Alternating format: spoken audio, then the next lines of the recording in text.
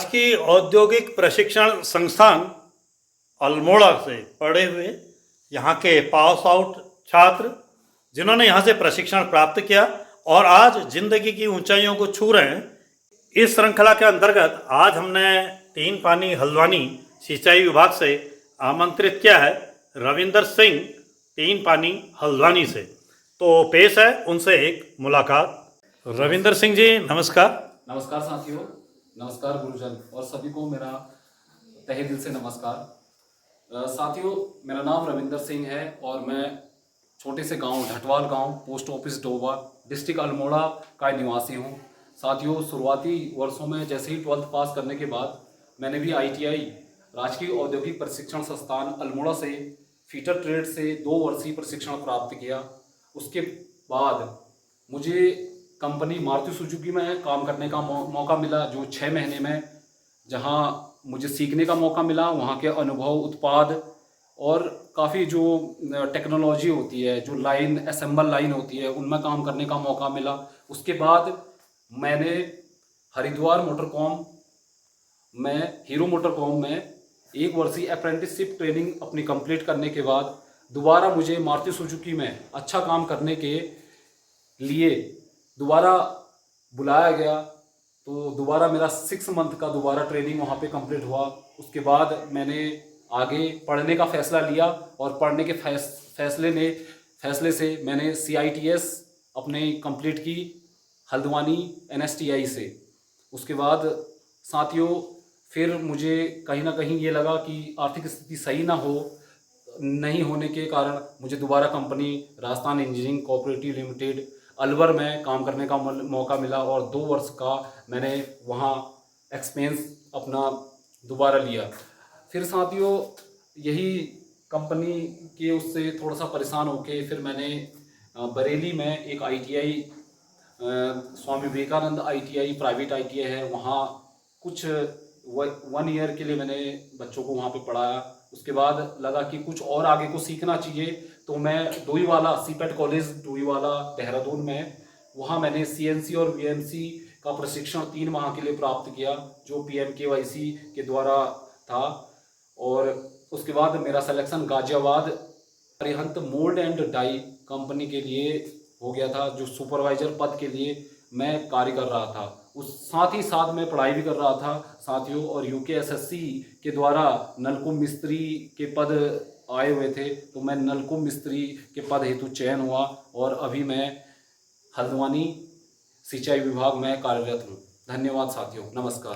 तो रविंदर सिंह जी, अब आप अपनी लाइफ से संतुष्ट हैं? जो अचीव करना चाह रहे थे वो आपने अचीव किया? जी सर, स्ट्रगल चलते रहता है सर, और ज़िंदगी जब तक ज़िंदगी है तब तक स्ट्रगल रहेगा सर। तो अभी तक जितनी ऊंचाइयां आपने पाई हैं, इसका श्रेय आप किसको देना चाहेंगे? सर, माता पिता और मेरे गुरुजनों को सर। सभी मेरे गुरुजन जिनसे मेरे को सीखने का मौका मिला, उन्हीं से मैंने सीखा कि लाइफ में अप डाउन आता रहता है। ITI करने के बाद भी सर कई बार डाउनफॉल आता है, कई बार कंपनियों में कई चीज़ें छोटी छोटी चीज़ें करनी पड़ती हैं, कई चीज़ें बड़ी चीज़ें करनी पड़ती हैं। जब आपने ITI करने के बाद जब आपने ये काम करने के लिए आप निकले, तो इसमें आपको क्या कठिनाइयाँ पेश करनी पड़ी? क्या फेस किया आपने कठिनाइयाँ? सर, बहुत सारी कठिनाइयाँ फेस की। किस तरह की जैसे कठिनाइयाँ माना? सर, जैसे कि हमारे लाइन में काम करना होता है सर, तो लाइन में असेंबल पार्ट को असेंबल करना काफ़ी थोड़ा मुश्किल होता है सर। 1 मिनट में मारुति सुजुकी के 1 मिनट में एक गाड़ी तैयार हो जाती है सर। तो 1 मिनट में आपने अपना काम करना होता है, तो उस काम को करने के लिए एक स्किल्ड लेबर की ज़रूरत होती है। तो अपने आप को स्किल्ड बनाना फेस करना होता है सर, क्योंकि रात को शिफ्टें कई 3 शिफ्टों में चलती है सर। मारुति सुजुकी तो 2 ही शिफ्टों में चलती है। अदर कंपनियों में जहां मैंने काम किया है वो 3 शिफ्टों में काम करना होता है सर। तो स्ट्रगल तो है, चुनौतियां हैं सर कंपनी। तो ये जो आपने अचीव किया है और जो चुनौतियाँ आपके सामने आई और उन चुनौतियों का जो आपने सामना किया, इसमें ITI में जो आपने प्रशिक्षण प्राप्त किया, उससे आपको क्या लगा कि ये जो आपने ITI में प्रशिक्षण प्राप्त किया, उसके प्रशिक्षण के प्राप्त करने की वजह से क्या आपको इन चुनौतियों को फेस करने में कुछ आसानी महसूस हुई? बिल्कुल सर, आसानियाँ बहुत हुई, क्योंकि सर जब बेसिकली अगर हम कहीं पे भी अगर टेक्निकल वर्ड को सुनते हैं तो सबसे पहले आईटीआई में सुनते हैं सर। आईटीआई के बाद मैंने अलग अलग डिफरेंट आगे को मैं कोर्स करता रहा, लेकिन हमारा सबसे प्राथमिक जो ज्ञान होता है, जो औजारों का ज्ञान होता है सर, वो आईटीआई ही में मिलता है। तो आईटीआई करना बहुत ज़रूरी है, और मैं सभी साथियों से यही निवेदन करूँगा कि उत्साह बना के रखें और कंपनी में कंटिन्यू अपना योगदान देते रहे और एक अच्छा और स्वस्थ जीवन जिए, जिससे कि आपकी लाइफ और अचीवमेंट जो आप गोल जो प्राप्त करना चाहते हैं उसे अच्छी तरीके से प्राप्त कर सकें। तो आपके ये जो रोजगार परक आपने जो आज प्राप्त किया है, जी सर। इसमें आईटीआई को कितना योगदान आप समझेंगे अपना? सर एक्चुअल में योगदान ही आईटीआई का है सर, क्योंकि ये आईटीआई बेस पे एक पद तो निकले ये हुए थे। हमारे बच्चों के लिए और आईटीआई के प्रशिक्षण में और कोई सुधार की आप आवश्यकता महसूस करते हैं, या कोई संदेश आप देना चाहते हैं बच्चों को? सुधार है सर, धीरे धीरे करके सुधार आ रहा है।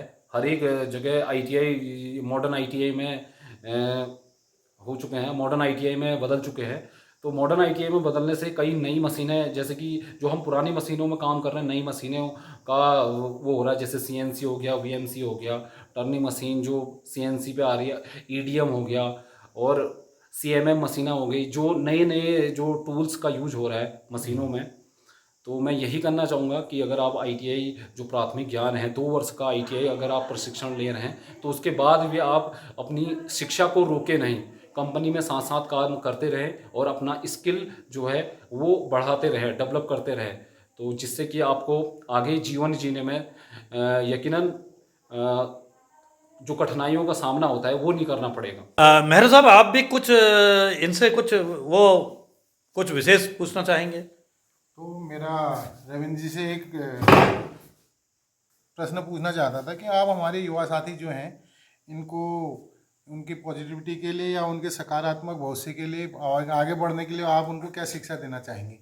सभी युवा साथियों से ये आग्रह करता हूँ कि मेहनत और सफलता, कठिनाइयाँ जरूर आती है और मेहनत और सफलता बिल्कुल करते रहें, और हार नहीं मारनी चाहिए किसी भी चीज़ के लिए। अगर हम हार नहीं मानेंगे तो यकीनन हमें सफलता जरूर प्राप्त होगी। धन्यवाद। बहुत अच्छी बात कही आपने। आप हमारे संस्थान में आए, हमारे निमंत्रण में आए, आपने अपने बिजी शेड्यूल में से कुछ टाइम हमें दिया, जी सर। इसके लिए मैं आपका हृदय से आभारी हूँ जी धन्यवाद। और आपके आगामी जीवन के लिए अपनी शुभकामनाएं देता हूँ। जी सर, नमस्कार।